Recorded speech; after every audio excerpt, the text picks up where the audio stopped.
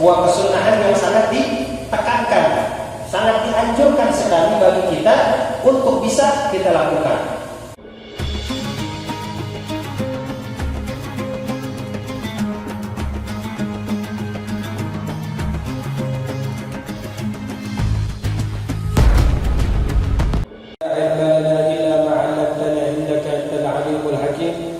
قال رب اشرح لي صدري ويسر لي أمري واحلل عقدة من لساني يفقهوا قولي أما بعد. Hadratil mukarramin yang sama-sama kita muliakan, para segenap dewan asatidzah, para dewan guru, para hujjah, para tokoh masyarakat, para tokoh pemerintah, Bapak RT, Bapak RW, hadirin wal hadirat yang mudah-mudahan selalu dirahmati dan diberkahi oleh Allah Subhanahu wa taala. Alhamdulillah, puja serta puji syukur marilah selalu kita haturkan kehadiran Allah Subhanahu wa taala, berkat karunia dan kenikmatan yang masih diberikan oleh Allah Subhanahu wa taala kepada kita, di mana alhamdulillah berkat izin Allah kita masih dapat dikumpulkan di dalam salah satu perkumpulan yang insyaallah menjadi sebuah wasilah, yang menjadi sebuah penyebab dikabulkannya segala hajat dan keinginan kita, diampuninya segala dosa dan kesalahan kita, dan mudah-mudahan ditetapkannya kita sebagai hamba-hamba yang selalu beristiqamah di dalam menjalankan apa yang menjadi perintah Allah Subhanahu wa taala serta sunnah daripada baginda Nabi besar kita Muhammad sallallahu alaihi wa ala alihi wa sahbihi wasallam. Mudah-mudahan dari kenikmatan-kenikmatan seperti ini itu bisa memberikan kebaikan kepada kita di dalam kehidupan dunia dan akhirat kita nanti. Amin ya rabbal alamin. Salawat ring salam marilah kita limpah curahkan keharibaan junjungan alam kekasih Allah baginda Nabi besar kita Muhammad sallallahu alaihi wa ala alihi wa sahbihi wasallam, yang mudah-mudahan kita yang menjadi umatnya, kita yang menjadi orang-orang yang berjalan di atas syariat dan sunnah beliau, di mana kita memiliki harapan dan keinginan yang begitu besar kepada Allah, agar Allah Subhanahu wa taala dapat menyatukan kita, dapat mengumpulkan kita bersama baginda Nabi besar kita Muhammad sallallahu alaihi wa ala alihi wa sahbihi wasallam. Baik para hadirin wal hadirat dan sama-sama dimuliakan oleh Allah Subhanahu wa taala, seperti kita ketahui bahwa di hari-hari pada saat ini di mana kita berada di dalam beberapa hari yang Allah Subhanahu wa taala jadikan begitu banyak kemuliaan-kemuliaan di dalamnya, dan begitu juga Allah tetapkan banyaknya peristiwa-peristiwa yang terjadi pada bulan ini, dan kemudian dari peristiwa-peristiwa tersebut Allah tetapkan dan Nabi SAW jadikan sebagai bahagian daripada syariat di dalam agama kita, yaitu agama Islam. Karena sebagian bentuk syariat yang Allah telah turunkan kepada nabi-nabi terdahulu atau kepada rasul-rasul terdahulu, dan Allah wajibkan kepada umat-umat terdahulu ketika di zaman kita pada saat ini yang menjadi umat daripada Nabi Muhammad SAW, syariat-syariat tersebut tidaklah kita pergunakan kembali. Artinya syariat yang Allah turunkan kepada mereka itu berbeda dengan syariat yang Allah turunkan kepada Nabi Muhammad dan kepada kita umatnya. Walaupun ada sebahagian kecil, ya, hanya sebagian kecil saja, ya, sebagian kecil saja yang dimana beberapa syariat yang Allah jadikan kepada Nabi terdahulu itu dimasukkan ke dalam syariat daripada umat Nabi Muhammad sallallahu alaihi wasallam. Dan di dalam salah satu bentuk syariat yang Allah Subhanahu wa taala telah perintahkan kepada kekasihnya, yaitu Nabi Allah Ibrahim alaihi salatu wassalam, di mana kita ketahui bahwa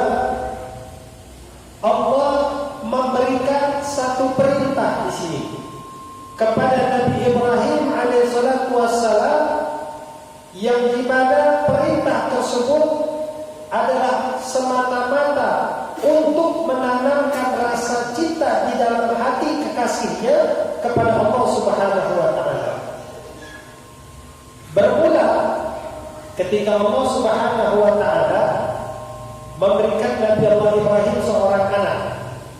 Jadi kita tahu di dalam sejarah di mana Nabi Ibrahim alaihissalatu wassalam ini sudah lanjut usia, itu belum dikawinai seorang anak.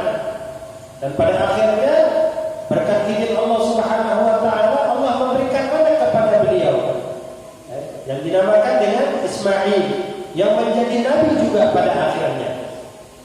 Nah, ketika Nabi Allah Ibrahim dikaruniai seorang anak yang bernama Nabi Allah Ismail, maka rasa sayang, kecintaan, bahagia dan kegembiraan yang terdapat di dalam hati Nabi Allah Ibrahim itu hampir sepenuhnya diberikan kepada anak yang sangat beliau sayangi. Ya, kita bisa bayangin gimana kalau orang menikah bertahun-tahun gak dikasih keturunan, ya, bertahun-tahun gak dikasih anak, terus sampai pada akhirnya diberikan anak oleh Allah Subhanahu wa taala. Kira-kira perasaannya gimana? Bahagia ya? Bahagia pasti. Bahagia pasti, senang pasti. Dan kita pasti sayang dan cinta dengan anak kita. Dan ini merupakan sifat basyariyah. Walaupun Nabi Allah Ibrahim adalah seorang nabi, tapi biar bagaimanapun dia adalah seorang manusia yang memiliki rasa cinta, rasa sayang, kebahagiaan, rasa sedih dan lain sebagainya, seperti manusia pada umumnya. Ketika Allah Subhanahu wa taala melihat daripada keadaan Nabi Allah Ibrahim alaihissalatu wassalam, di mana rasa cintanya itu condong lebih besar kepada anaknya. Ya, jadi rasa sayangnya itu condongnya itu lebih besar kepada anaknya. Timbul kecemburuan di sini. Allah bisa cemburu sama hamba-hambanya. Artinya nggak mau di dalam satu hati ada dua cinta, mungkin nggak kira-kira? Dalam satu hati ada dua cinta, mungkin nggak? Nggak mungkin. Dan Allah nggak mau itu. Allah tidak mau di dalam hati kekasihnya Nabi Allah Ibrahim ada kecintaan kepada Khalik dan ada kecintaan kepada makhluk. Allah nggak mau. Kalau kita mau cinta cukup cinta sama saya, kata Allah. Nggak usah sama makhluk, gitu ya. Kalau andai kata kalian cinta kepadaku, kata Allah, gitu ya. Di dalam hati kita kecintaan kita nggak ada lain terkecuali kepada Allah, maka seluruh makhluk akan mencintai kita. Seperti itu. Dilihat nih, Nabi Allah Ibrahim gelagat-gelagatnya sudah mulai terlihat. Maka ini yang merupakan sebuah asbab di mana Allah menurunkan perintah pada akhirnya kepada beliau. Ya. Di mana perintah tersebut datang dalam bentuk mimpi. Ya. Kemudian mimpi tersebut terjadi dalam beberapa kali, dalam beberapa waktu. Ya, karena sudah saking gak tahan, akhirnya mimpi ini disampaikan oleh Nabi Allah Ibrahim kepada anaknya. Ya bunayya inni ara fil manami anni adbahuka fanzur madza tara. Seperti apa yang Allah sebutkan di dalam Al-Quran, Allah berikan di dalam Al-Quran. Wahai anakku, inni ara fil manami, sesungguhnya aku bermimpi di dalam tidurku, anni adbahuka, aku menyembelih dirimu. Fanzur madza tara, kira-kira pendapat kamu bagaimana? Bahasa kita bilang. Ya, kalau bahasa kita bilang, wahai anakku, tadi malam bapak mimpi deh. Apa bapak mimpinya? Bapak mimpi menyembelih kamu, ya, potong kamu. Kira-kira bagaimana pendapat kamu dengan mimpi bapak deh? Ya, kalau model anak sekarang mungkin tidak akan mempercayai mimpi tersebut. Nggak ada gitu ya. Nggak ada yang akan mempercayai mimpi seperti itu. Mimpi ini disampaikan oleh Nabi Allah Ibrahim setelah pertimbangan yang begitu panjang, ya, tentang Jadi khawatir ini mimpi datangnya dari syaitan, dari iblis. Ya, yang mempengaruhi keadaan kita ketika kita tidur. Kalau mimpi itu benar-benar datangnya dari Allah, maka Allah akan memberikan kebaikan dan memberikan kemudahan di dalam mimpi yang kita alami di dalam kenyataannya, di dalam kehidupan kita yang nyata. Akhirnya setelah disampaikan oleh Nabi Allah Ibrahim bahwa beliau bermimpi menyembelih anak beliau yang sangat sayangi, yaitu Nabi Allah Ismail, maka apa yang dijawab oleh Nabi Allah Ismail? If'al ma tu'mar satajiduni insyaallah minas sabirin. If'al ma tu'mar, lakukanlah apa yang diperintahkan, kata Nabi Allah Ismail. Satajiduni insyaallah minas sabirin. Ya, insyaallah Allah akan menjadikan kita sebagai hamba-hambanya yang bersabar. Ya, ujian bukan ujian. Ujian buat Nabi Ibrahim. Jadi masing-masing nabi ujiannya berbeda-beda. Ya, Nabi Ibrahim ujiannya suruh apa? Suruh menyembelih anaknya. Anak yang lagi lucu-lucunya, anak yang lagi dia sayang-sayangi, anak yang didamba-dambakan sama dia, suruh disembelih. Akhirnya berjalanlah keduanya untuk menunaikan apa yang menjadi perintah Allah Subhanahu wa taala. Di pertengahan jalan, ketika lagi jalan ketemu sama iblis. Ya, iblis nyaru jadi orang tua, seorang syekh. Tanya mau kemana? Tanya, saya akan membawa anak saya Ismail untuk saya sembelih. Terus ni orang tua bilang, bagaimana kamu akan menyembelih anak kamu? Ya, anak masih kecil, lagi lucu-lucunya, gitu ya. Masa kamu tega? Kamu mau sembelih? Coba kamu lihat ke wajah anak kamu. Apa kamu tega untuk menyembelih anak kamu? Nabi Allah Ibrahim tahu ini iblis, gitu ya. Ini iblis. Itu enggak mungkin ada yang menghalangi apa yang akan dia lakukan atas perintah Allah. Akhirnya dilempar iblis, disambit sama Nabi Allah Ibrahim. Rajman bisyayatin wa ridha birrahman. Sambit. Jalan lagi, ketemu lagi. Dikitin lagi, dipengaruhi lagi, disambit lagi sama Nabi Allah Ibrahim. Jalan lagi, ketemu lagi, disambit lagi sama Nabi Allah Ibrahim. Sampai beberapa kali. Yang pada akhirnya apa yang dilakukan oleh Nabi Allah Ibrahim di dalam melempar iblis itu diabadikan di dalam manasikul haji, dalam ibadah haji. Dalam bentuk apa? Melempar jumrah. Cuma kalau sekarang yang dilempar siapa? Pertanyaannya kan begitu. Kalau sekarang yang dilempar kira-kira siapa?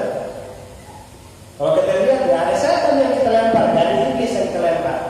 Yang kita lempar adalah tiang yang terbuat dari batu kita lempar. Rajman bisyayatin wa ridha birrahman. Bismillahirrahmanirrahim. Allahu akbar. 1. Bismillahirrahmanirrahim. Allahu akbar. 2. Sampai 7 kali kita melempar. Di 3 tempat. Jumratul ula, Jumratul Wusta dan Jumratul Aqabah. Yang dimana lemparan itu dilakukan pada tanggal 10, kemudian pada tanggal 11, pada tanggal 12 dan pada tanggal 13 di bulan Dzulhijjah, pada bulan ini.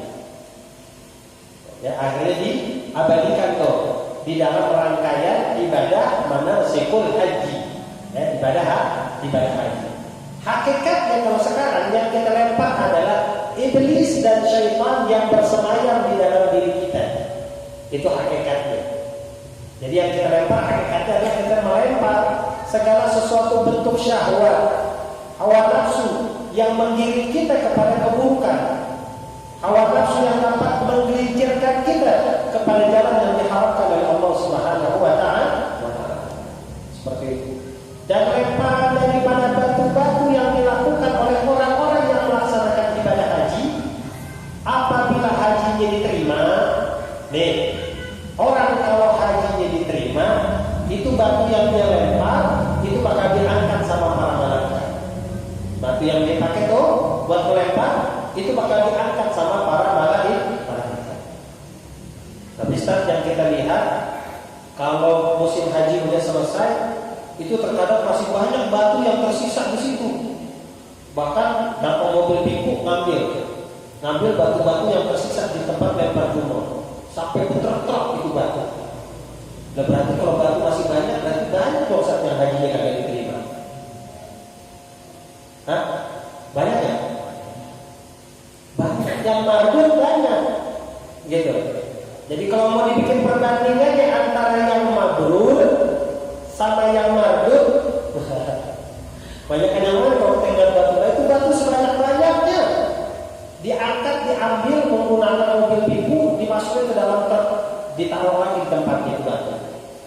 Sebanyak itu jutaan batu. Kita bisa pikir, lain lempar di situ jutaan orang, dan berarti kagak diterima bang. Ya, makanya jangan pede ya. Jangan terlalu percaya diri gitu. Ya akhirnya banyak kita lihat orang pergi haji, ya, pulang dari haji berubah lagi jadi setan, gitu ya. Cuma pengen dipanggil haji, kalau nggak haji, nggak dipanggil haji ngambek, ya, nggak dipanggil haji marah, apa gitu. Ya, nah itu. Kemudian mulailah, ya, Nabi Allah Ibrahim dia naik di salah satu bukit yang berada di kota Mina, yang sampai sekarang ini masih ada tempatnya diabadikan. Dan dilakukanlah penyembelihan atas izin Allah Subhanahu wa taala. Kemudian Allah ganti daripada Nabi Allah Ismail ini dengan kibas, ya. Kibas itu domba, ya, yang Allah turunkan dari langit. Allah ganti. Gitu ya. Jadi kibasnya itu adalah kibasnya Habil, anaknya Nabi Allah Adam. Dulu Qabil sama Habil diperintahin oleh Allah. Qabil, Habil kasih persembahan buat Allah. Qabil adalah seorang petani dan Habil adalah seorang peternak. Dia punya kambing banyak. Kalau Qabil dia punya hasil buah-buahan sayuran yang banyak. Ketika disuruh ngasih persembahan kepada Allah, Allah perintahkan kamu letakkan di bukit ini persembahan kamu, kemudian kamu pulang. Nanti besok kamu balik lagi, kamu lihat persembahan siapa yang diterima. Akhirnya Qabil yang memiliki perangai buruk, perangai jahat, dibawa namanya sayur-sayur yang paling busuk. Sayur yang bagus nggak usah, gitu ya. Buah-buah yang paling busuk dibawa, dikasih buat persembahan kepada Allah. Sedangkan Habil dia membawa satu hewan ternak yang paling bagus, yang paling besar yang dia punya. Dibawa sama dia, ditaruh diikat. Keduanya turun pulang, besok balik lagi. Ketika besok kembali lagi mereka berdua ke tempat itu, yang diterima adalah persembahannya Habil. Kibas lagi itu domba dan itu, udah nggak ada. Tapi sayur busuk, buah-buah busuk masih ada di situ. Nah inilah yang memicu daripada kemarahan Qabil terhadap saudaranya Habil, yang pada akhirnya dibunuh. Inni laqatulanna, saya bunuh kamu. Ya, tapi itu tidak dibalas oleh Habil. Inni akhafullah, sesungguhnya aku takut kepada Allah, kata Habil. Dan itulah pembunuhan yang pertama kali terjadi di muka bumi yang dilakukan oleh bangsa manusia. Ya, Allah angkat tuh kambing persembahan Habil. Dan ketika Nabi Allah Ibrahim ini menyembelih Nabi Allah Ismail, kambing itu Allah turunkan kembali. Oh, ya, kambing itu Allah turunkan kembali menjadi pengganti untuk Nabi Allah Ismail pada akhirnya. Seperti itu. Ya, makanya disunahkan bagi kita tuh, kalau kita mau berkurban, cari kambingnya yang gede. Ya, cari kambingnya yang gede, kambingnya yang sehat, yang dagingnya banyak. Tuh. Kalau mau kasih persembahan buat Allah, kasih yang terbaik. Gitu ya. Karena apa? Kambing-kambing tersebut sesungguhnya mereka akan datang dengan tanduk-tanduk mereka. Mereka akan datang dengan kuku-kuku mereka. Mereka akan datang dengan bulu-bulu mereka sebagai kendaraan kita ketika kita melewati sirat, ketika kita melewati jembatan. Dan Allah akan berikan setiap kebaikan dari satu bulu yang menempel pada hewan kurban tersebut. Kalau kita mau hitung kira-kira berapa banyak bulu kambing? Hah? Oh banyak. Dari satu bulu, satu kebaikan Allah kasih buat kita. Ada berapa jutaan bulu tuh yang terdapat pada kambing. Itu baru kambing, belum sapi. Sapi lebih banyak pasti jumlah bulunya. Belum onta. Gitu. Kalau kita korban pakai onta, dari satu bulu saja satu kebaikan Allah kasih buat kita. Ya, makanya kalau kita berkorban kan disunahkan untuk berkorban dengan hewan yang baik. Janganlah berkorban dengan hewan yang sakit, gitu ya, yang nampak sakitnya, cacat, yang tampak cacatnya, begitu. Ya, kemudian yang ada kekurangan pada tubuhnya. Ya, hewan namanya tanduk biasa 2, ini cuma 1. Kuping biasanya 2, ini cuma 1. Atau di kambing matanya belekan, begitu ya. Kemudian jalannya pincang. Ya, jangan hewan cacat kita jadikan sebagai kurban, tapi kita cari hewan yang terbaik. Ya, orang kita terkadang mau nyari murahnya, gitu ya. Cari yang murah aja lah, gitu ya. Kalau yang bagus mahal, ya. Kalau yang bagus mahal, ya mahal. Kambing yang bagus, ya sekitar 4-5 jutaan itu bagus benar. Apalagi kalau udah dekat-dekat begini ya, harganya bisa makin naik seperti itu. Tapi nggak usah takut, nggak usah khawatir. Allah bakal ganti. Allah bakal ganti dengan yang lebih baik. Ya, Allah bakal ganti dengan apa yang telah kita keluarkan di jalan Allah. Allah bakal ganti semuanya dengan pergantian yang berlipat ganda jumlah. Seperti itu. Ya, jadi jangan pernah takut diri kita untuk berkorban. Dan di dalam Islam juga aturan di dalam berkorban seperti apa yang dikatakan bahwa yang dinamakan dengan al-udhiyah di sini, penyembelihan daripada hewan kurban adalah ismun lima yudbahu minan na'ami yawma 'idin nahar wa ayyamit tasyrik. Jadi yang dinamakan dengan menyembelih adalah apa yang kita sembelih daripada na'am. Na'am itu hewan ternak, kambing. Kemudian urutan itu kalau dari atas unta, sapi, domba, kambing. Dia itu. Kalau kita mau korban selain ini tidak dibenarkan. Jadi kalau kita mau korban unta, sapi, ya, kemudian domba atau kambing. Nah, itu yang disebut dengan na'am dalam bahasa fikih. Yang dilakukan pada yaum 'idin nahar, pada hari nahar. Hari nahar itu tanggal 10. Kalau kita ntar di hari Ahad, ya tanggal 10-nya hari Ahad nanti, ya dilakukan pada tanggal 10 wa ayyamit tasyrik, dan dilakukan pada hari tasyrik yaitu tanggal 11, tanggal 12 dan tanggal 13. Tuh, kalau mau kurban dikasih 4 hari tuh. Tanggal 10, 11, 12, 13. 4 hari kita dikasih waktu untuk berkurban. Ya, itu merupakan ketetapan. Selain daripada hari-hari tersebut, maka tidak dinamakan dengan kurban. Jadi ada batasan waktunya. Yang dimana taqarruban ila Allah Ta'ala, ini merupakan bentuk kedekatan diri kita sebagai seorang hamba ketika kita akan mendekatkan diri kita kepada Allah. Kurban, qarabah, dekat artinya. Gitu ya, ketika kita mau mendekat kepada Allah, berarti kita bisa berkurban.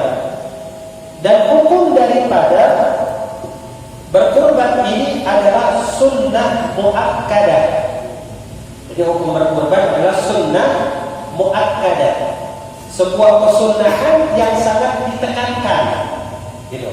Ya, sebuah kesunahan yang sangat ditekankan, sangat dianjurkan sekali bagi kita untuk bisa kita lakukan. Karena di dalam berkurban itu kan ada 2. Ada kurban sunnah, ada kurban wajib. Gitu. Kalau kurban sunnah, dagingnya boleh kita makan, dagingnya boleh kita simpan, dagingnya boleh kita bagiin.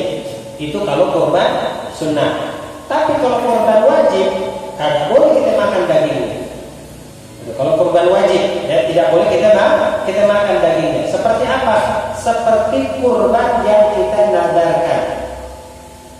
Nadar itu hukumnya apa? Wajib. Gitu. Ya, kalau itu dinadarkan, maka itu menjadi kurban wajib, yang dimana tidak diperbolehkan bagi kita untuk memakan kurban wajib.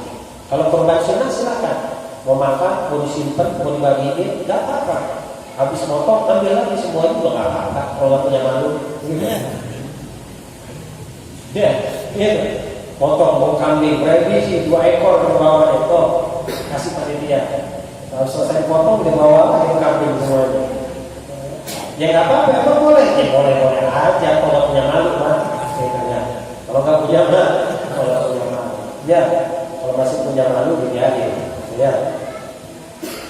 Nah, kemudian juga daripada ketentuan di dalam kurban ini, kalau kita mau melihat daripada batasan umur, jadi kalau kita mau berkurban yang harus kita perhatikan adalah batasan umur hewan kurban yang akan kita kurbankan.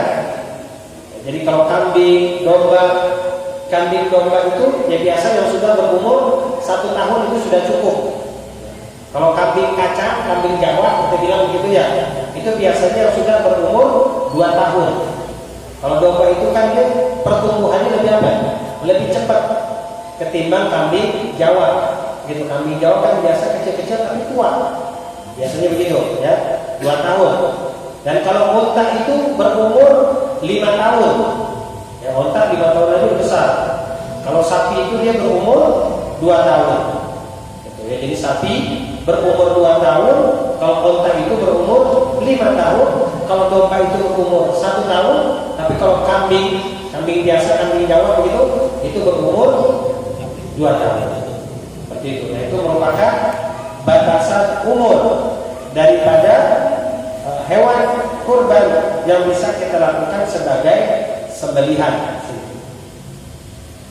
Dan kemudian juga dikatakan di sini bahwa ketika kita melakukan daripada kurban, jadi kalau dalam satu keluarga nih, misalnya bapaknya yang berkurban, ya, kalau kita lihat di dalam keterangan, kalau andai kata dalam satu keluarga bapaknya yang berkurban, maka sudah cukup bagi satu keluarga tersebut. Yang lain-lain ya udah nggak disunahkan. Kalau dalam satu keluarga bapaknya udah berkurban, udah yang lain tidak disunahkan. Seperti itu ya. Jadi seperti apa yang dikatakan oleh Imam Ramli, bahwa apabila di dalam satu keluarga ahli bait begitu ya, mereka salah satu di antara mereka sudah berkurban, maka yang lain tidak disunahkan. Nah, siapakah yang dinamakan dengan keluarga di sini?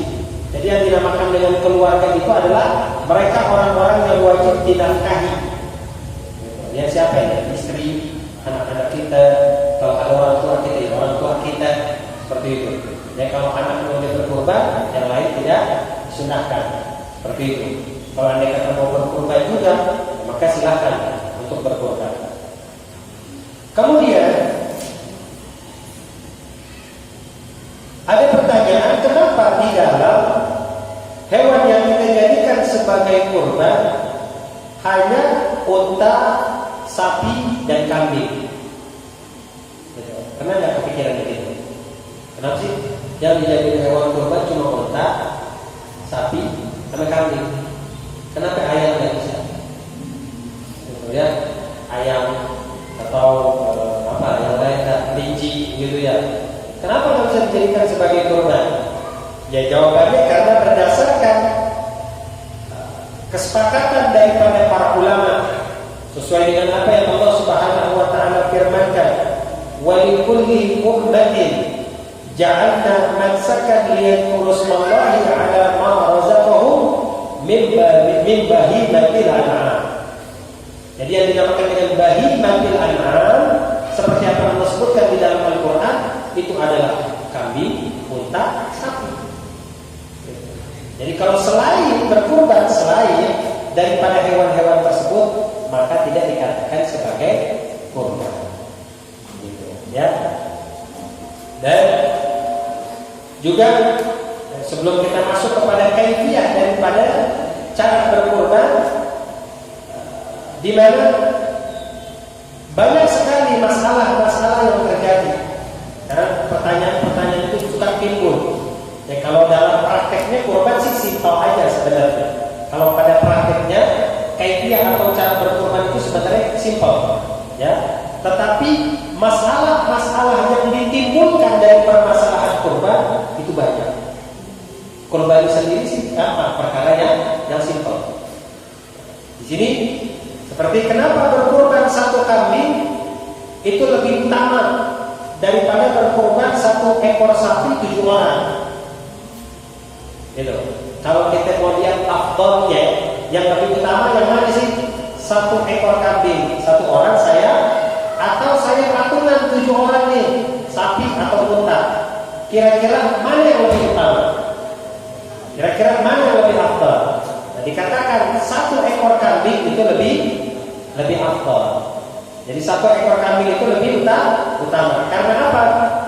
Seperti apa yang disebutkan di dalam kitab Mu'jamul Wahdat di sini, karena mengalirkan darah atau berkurban ini secara personal, secara individu itu lebih utama, dan juga akan membuat dagingnya itu menjadi lebih enak. Akan membuat dagingnya itu menjadi lebih enak. Makanya di sini dikatakan kalimatnya lil firadi bi harakatid dam wa tayyibul laham. Jadi kalau korban sendiri itu lebih utama dan akan membuat daging korbannya itu menjadi lebih enak. Ya bukan berarti kita berkorban patungan 7 ekor, 1 ekor sapi 7 orang kagak boleh, tetap boleh. Tapi kalau kita mau mengukur, melihat kira-kira mana yang lebih utama, mana yang lebih afdal, yang lebih utama yang lebih afdal adalah 1 ekor kambing 1 orang, seperti itu. Kemudian kita akan melihat bagaimana kaifiyah, tata cara di dalam penyembelihan.